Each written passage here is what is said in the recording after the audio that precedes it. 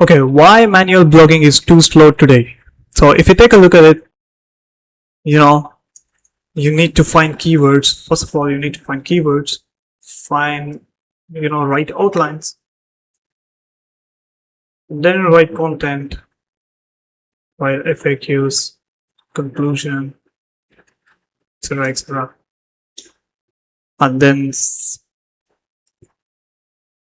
write up metadata, and then optimize for SEO, and then you need to publish. But in 2026, there are many AI tools which can be done, all done in a minute. Example, this is a tool which I wanted to show you.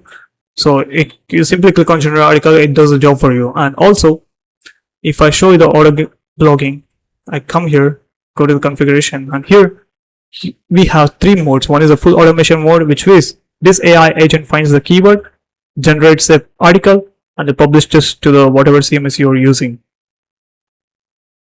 And then we have got the plan automation, which is we need to input the keyword, but AI agent generates the blog article and publishes to the CMS.